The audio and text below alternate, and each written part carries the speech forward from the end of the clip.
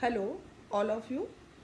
मैं Ruby Tabassum, assistant professor history, government PG college Rishikesh. आज मैं आप लोगों से चंद्रगुप्त प्रथम के बारे में बात करूंगी।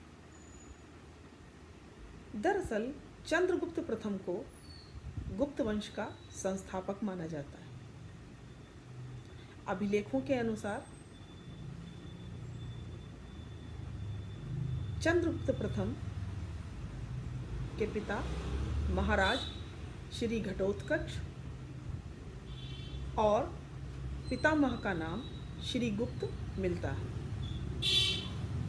दरअसल इस वंश का नाम ही गुप्त वंश इसलिए पड़ा कि सभी गुप्त शासकों ने अपने नाम के अंत में गुप्त शब्द लगा रखा था और यही वजह है कि इस वंश का नाम गुप्त वंश पड़ा। जब हम चंद्रगुप्त प्रथम की बात करते हैं तो हम पाते हैं कि चंद्रगुप्त प्रथम ने उत्तर प्रदेश और बिहार में अपनी शक्ति की स्थापना की और यहीं से उसके योग्य पुत्र समुद्रगुप्त ने इस साम्राज्य को अति विस्तृत किया।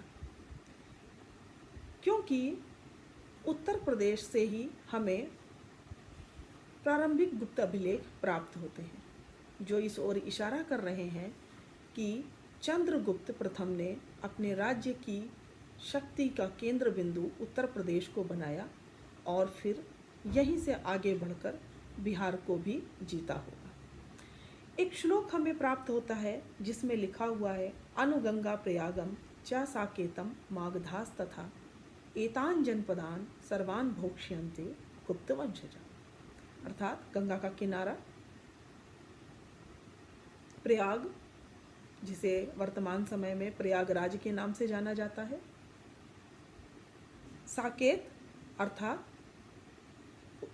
उत्तर प्रदेश में फैज़ाबाद मंडल, जिला फैज़ाबाद, उसके आसपास का मंडल भूभाग, इसके अंदर जिसे वर्तमान समय में अयोध्या के नाम से भी जाना जाता है, इसके साथ ही साथ मगध, इन सभी जनपदों में गुप्त वंश के लोग रह रहे हैं।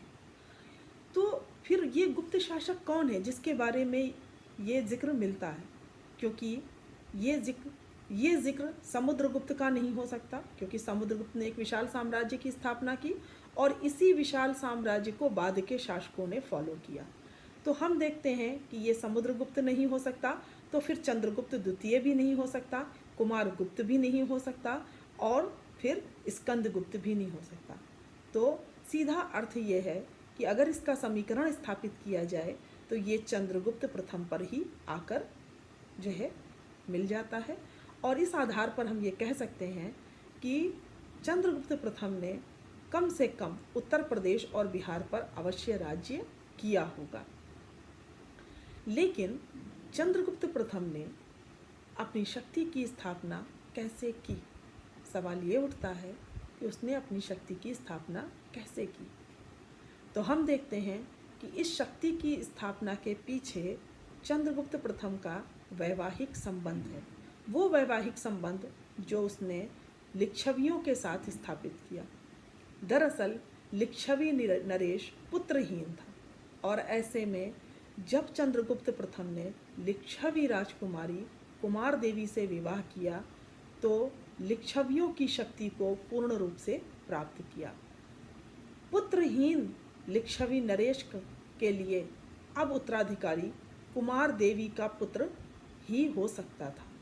इस तरह लिच्छवियों की शक्ति को प्राप्त करके हम देखते हैं चंद्रगुप्त प्रथम ने अपनी शक्ति की स्थापना की और इसी शक्ति को प्राप्त करने के बाद संभवतः उत्तर प्रदेश से आगे बढ़कर उसने बिहार को अपने राज्य में मिलाया होगा। न सिर्फ राजनीतिक शक्ति चंद्रगुप्त प्रथम को इस विवाह से प्राप्त हुई बल्कि सामाजिक जो है शक्ति भी प्राप्त हुई। सामाजिक शक्ति कहिए या प्रतिष्ठा कहिए, जो भी हो, लेकिन गुप्तों को ये प्राप्त हुआ क्योंकि ऐसा माना जाता है कि गुप्त वंश के शासक संभवतः वैश्य थे और सामाजिक रूप से जब उनका वैवाहिक संबंध क्षत्रिय वंश अर्थात लिच्छवियों के साथ स्थापित हुआ तो उनकी सामाजिक स्थिति में वृद्धि हुई। अब अगर हम ऐसा कह रहे हैं तो किस आधार पर कह रहे हैं, ये बताना भी आवश्यक है। और ऐसी स्थिति में हम देखते हैं कि ये विवाह उनके लिए कितना महत्वपूर्ण था, क्योंकि समुद्रगुप्त जो कि एक शक्तिशाली राजा है, एक विशाल साम्राज्य का स्वामी है, परंतु वो अपने सिक्कों में बार बार स्वयं को लिच्छवी दौहित्र कहता है, यानी लिच्छवी दौहित्र कहकर वो गौरवान्वित महसूस करता है अपने आप को। और इसी से हमें इस बात का अंदाज़ा मिल जाता है कि उनके लिए ये वैवाहिक संबंध कितना ज़्यादा महत्वपूर्ण था। इसके साथ ही साथ अगर हम दूसरी बात करें तो खुद चंद्रगुप्त प्रथम के सिक्के जो कि राजा रानी प्रकार के सिक्के हैं, उसमें चंद्रगुप्त प्रथम और कुमार देवी की आकृतियाँ उत्कीर्ण हैं। और इस आकृति में हम देखते हैं कुमार देवी के नाम के साथ श्री पद लगा हुआ है, सम्मान सूचक श्री पद लगा हुआ है, जबकि चंद्रगुप्त प्रथम के नाम के पीछे श्री शब्द अंकित नहीं है, जो इस ओर इशारा कर रहा है कि चंद्रगुप्त प्रथम ने अपने से ज़्यादा महत्व उस सिक्के में कुमार देवी को दिया है। अर्थात इसका सीधा अर्थ निकलता है कि चंद्रगुप्त के लिए ये वैवाहिक संबंध कितना ज़्यादा महत्वपूर्ण रहा होगा। तो इस तरह हम देखते हैं कि इस वैवाहिक संबंध से उसने अपनी शक्ति को प्राप्त किया, और इस शक्ति को प्राप्त करने के बाद, इस महत्वपूर्ण वैवाहिक संबंध से शक्ति प्राप्त करने के बाद चंद्रगुप्त प्रथम ने अपने साम्राज्य का विस्तार किया। और इसके साथ ही साथ चंद्रगुप्त प्रथम को एक और चीज़ का श्रेय दिया जाता है, वो है गुप्त संवत की स्थापना का श्रेय, क्योंकि 319-20 के लगभग एक संवत चलाया गया जिसे गुप्त संवत के नाम से जाना जाता है, और इतिहासकारों द्वारा इस संवत की स्थापना का श्रेय चंद्रगुप्त प्रथम को दिया जाता है। तो इस तरह हम देखते हैं कि गुप्त वंश का संस्थापक चंद्रगुप्त प्रथम, जिसने अपने वैवाहिक संबंध के द्वारा शक्ति को प्राप्त किया और अपनी योग्यता के आधार पर एक ऐसे वंश की स्थापना की जो लगभग 319 से लेकर 455 ईस्वी तक चला और इतिहास के पन्नों में स्वर्ण युग के नाम से जाना गया। धन्यवाद।